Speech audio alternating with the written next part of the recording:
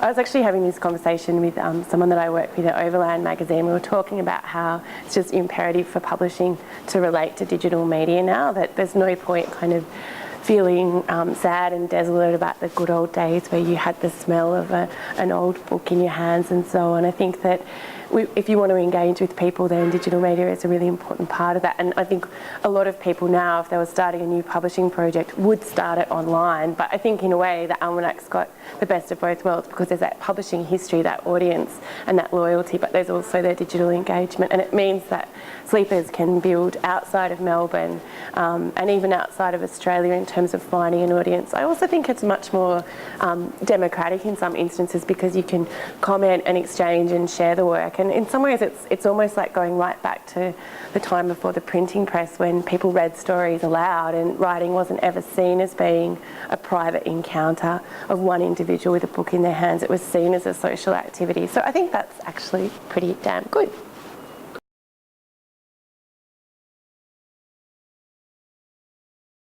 My name's Kalinda Ashton. I'm a writer. I've got a story in the latest Sleepers Almanac, and I've written a novel as well. I've been very influenced by Amanda Lowery. I think her novel The Morality of Gentlemen is amazing. The short stories of Jane Ann Phillips and Raymond Carver have also had quite a lot of influence on me. I love Jeanette Turner Hospital's early novels. I think they're really fantastic, particularly Oyster, but I tend to read very eclectically and very broadly, so I really do read pretty much everything from Who magazine right up to consecutive Booker Prize winners. Well, I've always been a really naturalistic writer, so for years and years I only wrote realist short stories, and in some ways I felt really constrained by that I couldn't shift out of that form.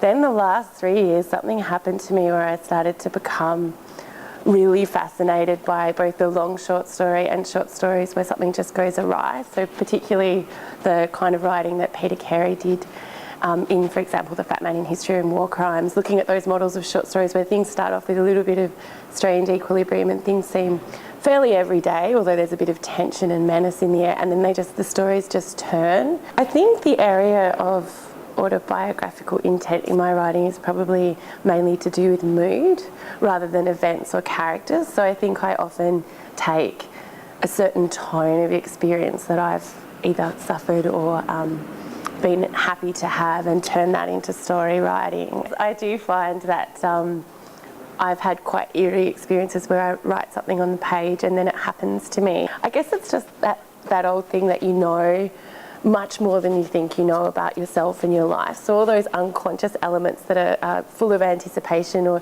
yearning towards something get written on the page and then they come true. But I do have to say that I find it creepy. It's like reverse autobiography where my life is sort of imitating the stories and the books. I think the big struggle for me with writing is that I don't have very much time for reflection because I work so much, and I'm an editor and I'm a teacher, and I'm constantly rushing, and every time I do something, even in the car, I'll be writing down notes for the next thing that I've got to do. I'll be writing down the talk I'm giving in 5 minutes time on the tram, and I would really like to relinquish that. So apart from just never-ending dedication to the wire, I would actually like to just have enough time to balance a creative life and an artistic life with reflection and hanging out with people and having a nice time, preferably in an exotic foreign city. So maybe if not Chicago, then Tokyo would be fine for me. You did ask.